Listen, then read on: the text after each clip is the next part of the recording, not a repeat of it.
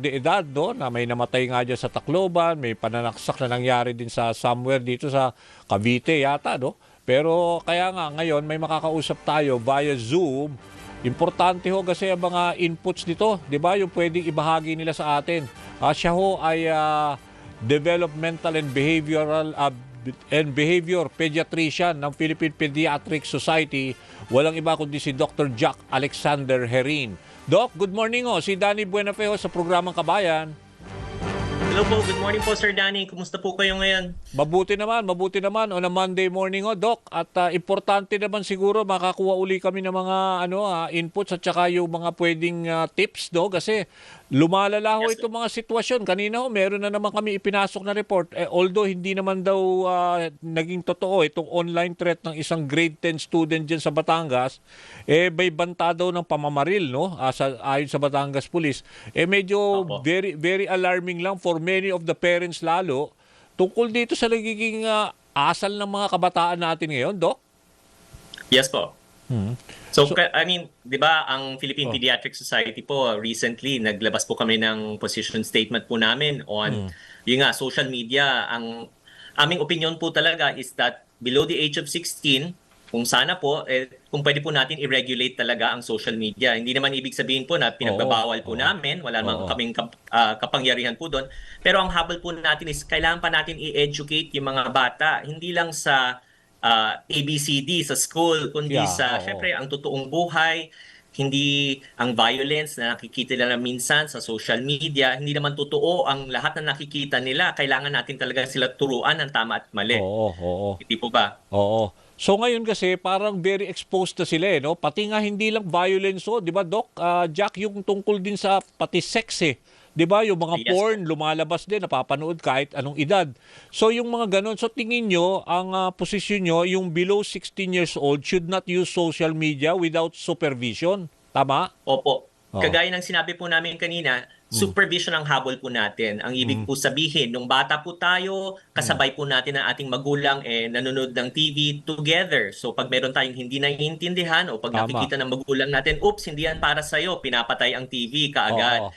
Ngayon kasi nakikita po natin kahit saan ka pumunta, sa mga restaurants, sa mall, lahat ng bata may hawak na gadget. Nanonood sila ng cartoons, hinihiram po nila yung cellphone na magulang po nila. Kaya lang kung tatandaan po ninyo, kung YouTube man ito o Instagram o ano, pati lahat TikTok, po yan may algorithm. Kung ano po yung pinapanood natin, they will show you more of that. Ang problema, kung pinapanood mo yung, ginagamit niyo po yung cellphone ng mommy mo at ang algorithm niya ay para sa mga adult or mas mature na programa, yan din ang makikita ng bata. Hindi naman niya alam.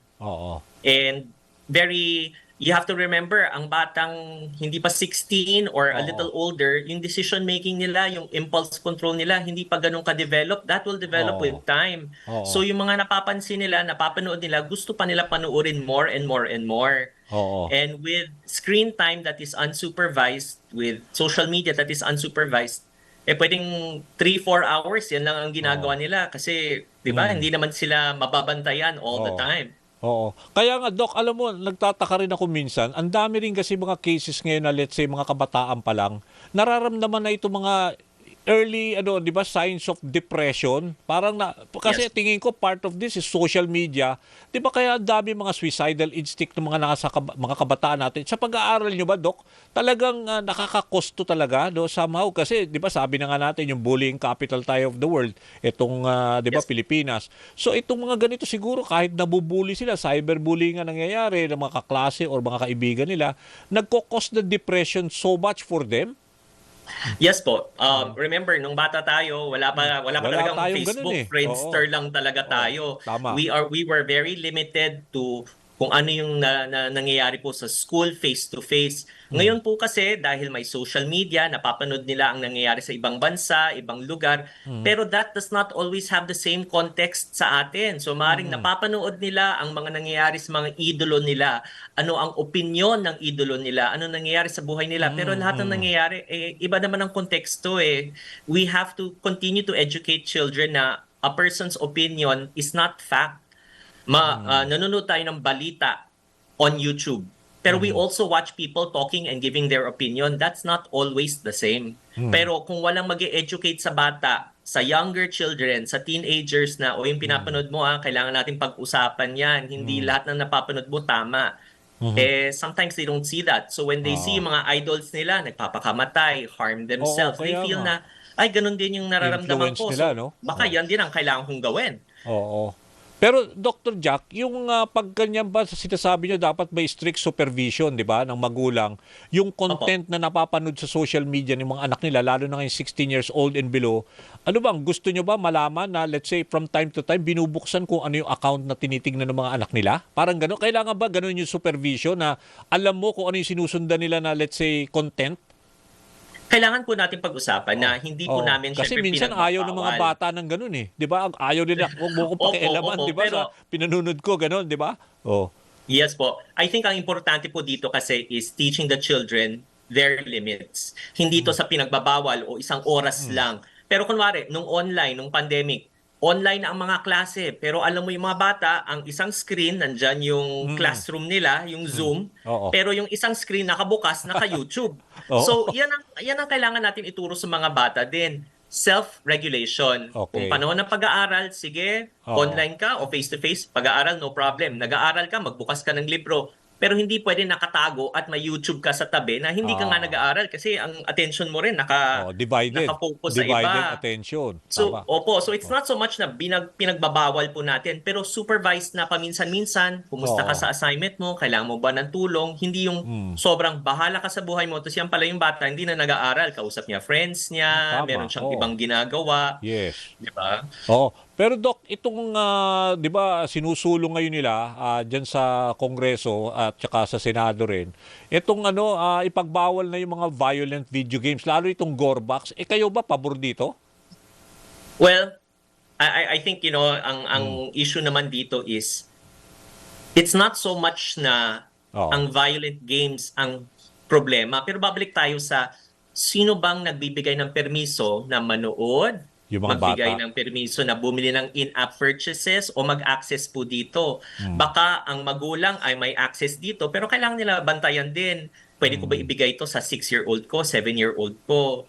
Ay, Mm. lahat naman kami nanonood kaya okay lang. We Mm. have to supervise this. Mm. 'Di ba? Kasi Mm. kahit papaano gagawa sila ng paraan kahit na ban po 'yon. We Mm. have to remember there will always be new programs. It comes Ah. back to parent education talaga na ito ang limitasyon na pwede natin ibigay sa anak natin na, okay, anything you want to Oo. watch, panuorin Oo. muna natin. Tignan natin kung this is appropriate for your age, appropriate for yung naiintindihan niya, o kaya hindi pa ready. Kung sa Oo. sine nga, di ba, may PG, may PG-13 Oo. at may R tayo. So, technically, dapat yung magulang should be aware of that. Oo. Kasi in other countries, alam ko, sa Australia, alam ko mga ibang bansa din na parang pinagbabawal na talaga yung 18 below yung paggamit ng social media. Is this something na parang welcome development sana sa atin? Well, I will leave that, of course, to yung lawmakers natin kung paano nila i-implement yan. For us, it's really supervision and, of course, not just parent supervision, pero syempre yung mga partners natin sa yung mga digital Tama. creators Oo. o yung mga platform providers like Facebook, IG, o kaya YouTube. Syempre, we share the responsibility of also monitoring ano ba yung mga napapanood ng mga bata and how to make sure that those who should not be watching it do not have access also. Kaya 'di ba chine-check parate yung gaano katanda na po ba yung account user, Mm. totoo po bang hindi na siya minor, 'di ba? Yan yung mga habol rin natin as the Oo. co-responsibility of yung mga platform Oo. developers. Kayo ba, Doc, dahil kayo rin ay nandyan sa hanay ng developmental and behavior na pediatrician, kayo ho ba, dahil di ba itong batas natin na juvenile, no, Justice and Welfare Act, gusto nila ibaba yung criminal liability from 15 years old to 12. Ano ba ang palagay nyo rito? Well, sometimes ang nagiging issue po namin dyan is Oh. you can bring down the age of criminal liability, but at the end of Oh. the day, Oo. naturuan ba natin yung mga anak natin ng tama at mali? Oo. Maybe we should look more to the education sector na are we providing enough guidance? Kasi Oo. kung wala pong guidance, they will always, have Oo. have problems with law and Oo. order also. It Oo. really starts from children. We have to teach them right and wrong. Kailangan natin subaybayan. Hindi lahat pinagbabawal, pero kailangan natin manigurado na they're on the right path parate. So ibig sabihin kasi alam ko may mga ibang parents talaga, they know how to properly supervise yung mga anak nila. May mga kilala ko mismo, pag Yes. talagang panahon ng klase, hindi pwedeng gumamit ng telepono lalo na pag kumakain, yung mga ganun, mga simple 'di ba, na mga parang panuntunan ng kanilang pamilya na pag kumakain wala dapat cellphone, pag ganitong oras wala nang cellphone, yung mga, lalo na kung mga 12 years old and below. 'Di ba, Doc? Will be very helpful, 'di ba, Doc? Opo, pero Sir Danny, ang problema dyan, pero ang kaklase ko, bakit sila pwede? Yun na Usually yan ang naman, nagiging issue. i-compare. So yung bata, feeling niya, Oo. left out siya, lahat ng kaklase nila, yan ang pinag-uusapan. The next day sa class siya, parang wala siyang alam tungkol doon. So pati siya, syempre, kung kaya niyang idaya, maghahanap rin ng paraan yan. So I think this should be across the board. You know, everybody tries to do their best. Even parents, alam ko lahat tayo may ginagawa, may trabaho po tayo. We feel we don't always have time to take care of our kids. But even itong social media, even itong screen time should be something we should put our priority on, di ba? Oo. Sige, Doc. Nako, maraming salamat sa ibinahagi ninyo. Very helpful ho yan. Dahil sa panahon ngayon, very relevant ho yan. Salamat, Doc. Yes. Thank you for your time po. Good morning. Okay, good morning ho. Yan ho si Dr. Jack Alexander Herin. Siya ho ay Developmental and Behavior Pediatrician ng Philippine Pediatric Society.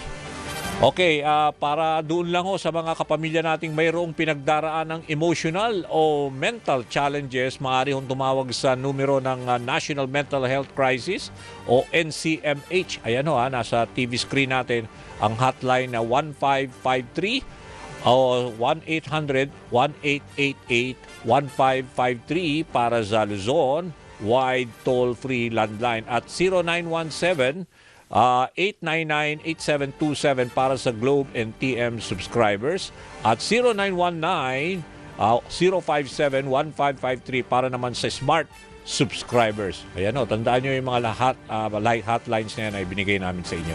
Okay, maggagap lang ho kami Huwag ho kayong alis dahil tuloy-tuloy pa rin ho ang programang Kabayan.